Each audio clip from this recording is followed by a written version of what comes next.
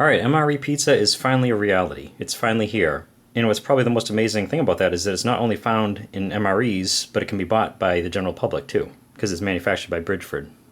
I already done a couple videos about MRE Pizza, basically a review of a ration that included pizza, and some background information on MRE Pizza in the MRE Basics series. But I still had a couple ideas of things that I wanted to do with MRE Pizza, and this is one of them. Basically, I want to take some MRE Pizza and try it out after it's been heated up in a number of different ways.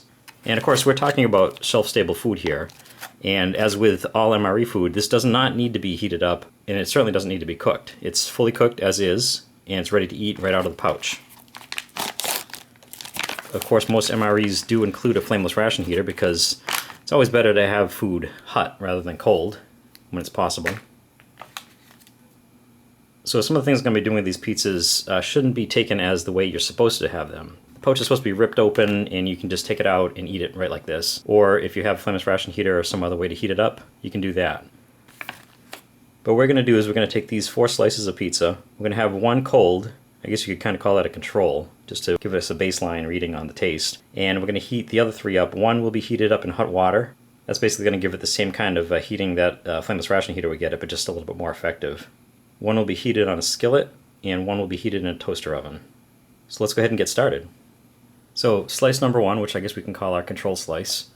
This one is going to be eaten cold, and we'll just put that here for now, while we check out how we're going to heat up the other ones.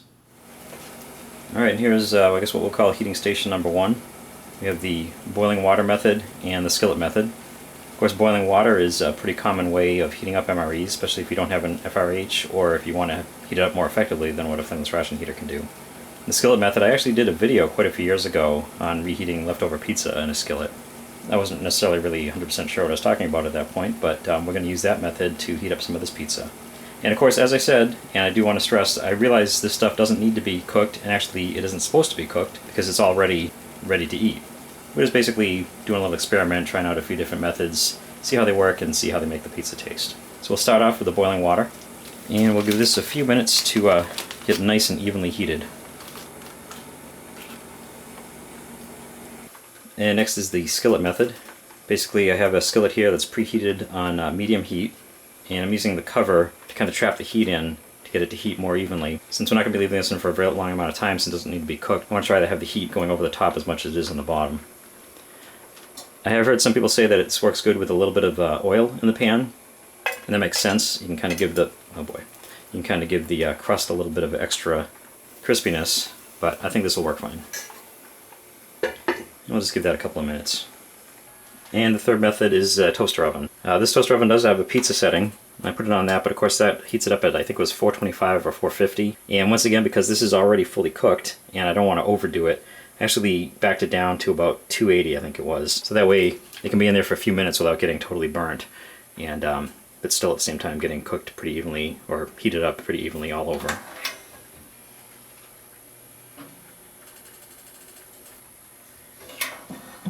And we'll give that a few minutes too. And if we're going to be doing this experiment, we probably should try to do it as scientifically as possible. So we should have something to cleanse our palate between tastes of differently heated pizzas. And what goes better with pizza than beer?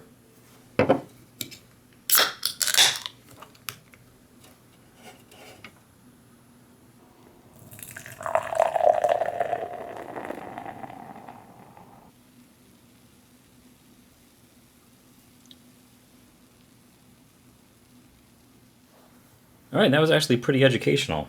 Of course, as I keep saying, this stuff doesn't need to be heated up, and it doesn't need to be cooked, and in fact, it's not supposed to be cooked. And I think it actually, as it turns out, almost shouldn't be cooked.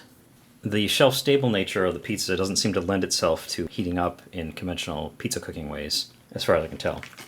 So here we have the cold one, right out of the pouch. This is the one that was in the toaster oven, this is the one that was in the skillet, and here's the one that was in hot water. I have a feeling this is going to be the best way to heat up MRE pizza.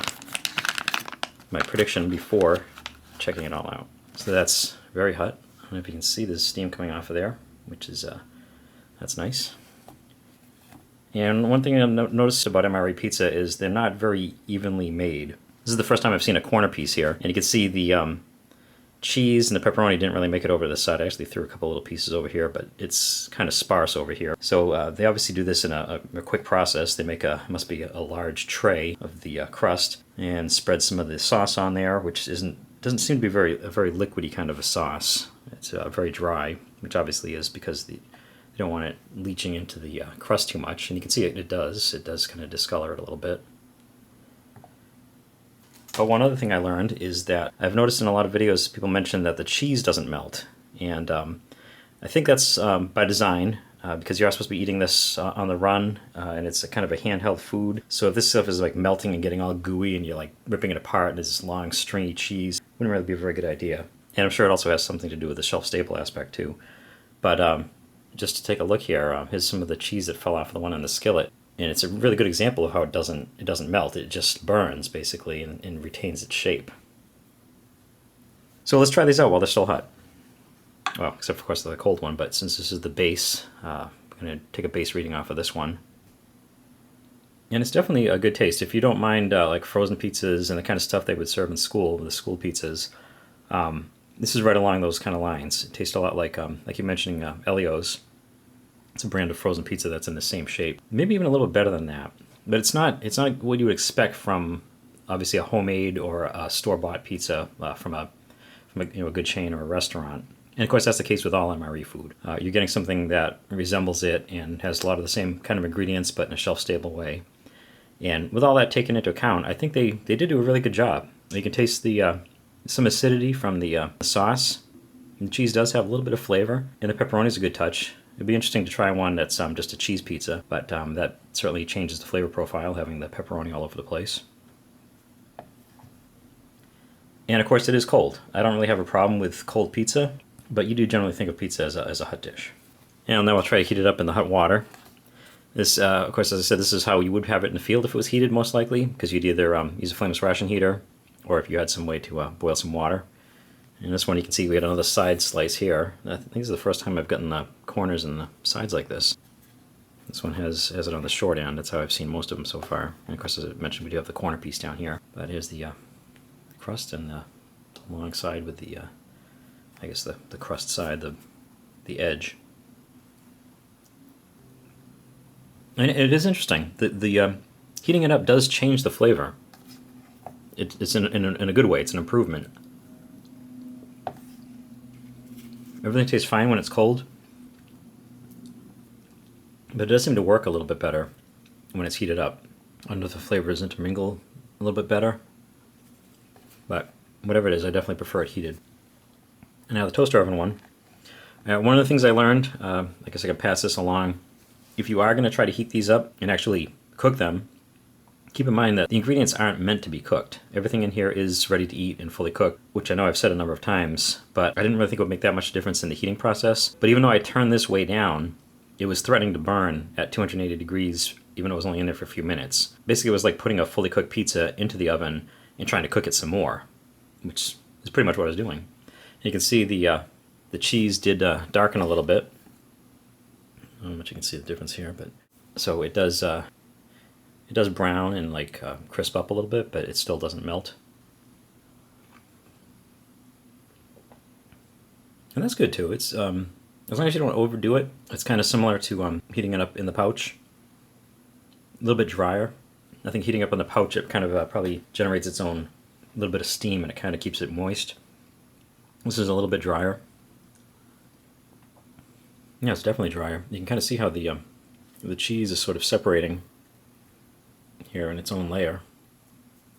I didn't notice it doing that. Well, this one doesn't have as much cheese, so that's probably why I would notice it, but it doesn't seem to do it as much on the one heated up in the pouch. That's kind of interesting. And it is worth mentioning that these do come with the oxygen absorbers, so if you are going to heat these up like on a skillet or some kind of a grill, you want to make sure you get rid of these first. They're usually stuck on the bottom. And with all the excitement, I completely forgot to cleanse my palate, so I guess I wasn't being very scientific, but I'll go ahead and make up for it now. And we'll go for the final slice. And this one I found very interesting because I was only heating it on medium temperature, but that apparently was almost too much. And after like a couple minutes I checked, and I'm glad I checked when I did because the bottom was already threatening to get totally burnt. It kind of did burn a little bit here, and got pretty much as brown as you wanted it here. And it did this so quick that even with the cover on the skillet, the top still wasn't even warm. It just like instantly. So that kind of illustrates how fully cooked this really is. And I find the crust interesting that it has these little layers in here that are darker. That almost looks more moist. It's like a dry, moist, dry layers. You can kind of see that. But once again, it kind of darkened the cheese a little bit on top, but of course still didn't melt it. And this one I am expecting to taste a little bit different just because it's actually cooked on the bottom. Wow, that's actually pretty good. Otherwise, it tastes pretty similar to the ones heated the other ways. Just like the one in the toaster oven, it's kind of on the dry side. But it really does improve the flavor of the crust if it can be toasted a little bit. This is close to being overdone, but luckily I caught it when I did. It does give it a little bit of crispness, because otherwise it's a pretty doughy crust, especially when you're eating it cold or just heated up in hot water. It's not soggy, but it's kind of it's very dense, kind of bread-like. Not exactly what you think of when you think of a pizza crust. It certainly works fine, but this kind of stabilizes it and gives it the bottom a little bit of a crispiness, which is it's very pleasant. So this actually kind of changes what I thought I was going to say about this. I anticipated that this was going to be what I would call the best way to heat it. Like I said, it probably is the most common way that somebody in the field would be heating it, just heating it up in the pouch, and it works fine. Going the toaster oven or oven method, it really doesn't improve it very much. Beyond that, kind of like the idea of cooking it seems like it would make it feel a little bit more like real food. But as I said, not only is it not necessary, it may not be preferable to actually cook it. The skillet method does take a little bit more. You need some time. If you're in the field, you need probably start a fire and cook it like on a mess kit. And you might not have that kind of time. But if you do, if you have that luxury of time, it really is a nice touch to be able to have the bottom crispy. I'm actually kind of surprised how much it improves it. It makes it seem just a little bit closer to real pizza. So I guess if I was going to rate these, turns out I would say this is number 1. I would say heating it up in the pouch is number 2. Heating it up in the toaster oven, number 3. Very similar, but it's just with the extra effort that has to go into this, having a toaster oven basically, you don't really get that much of a benefit since nothing actually needs to be cooked. So I go 1, 2, 3, and then cold. It's perfectly fine, but as with any MRE, it's always preferable to have it heated up. And that's definitely the case here. So thank you for joining me on this little adventure. Cheers, and thank you for watching.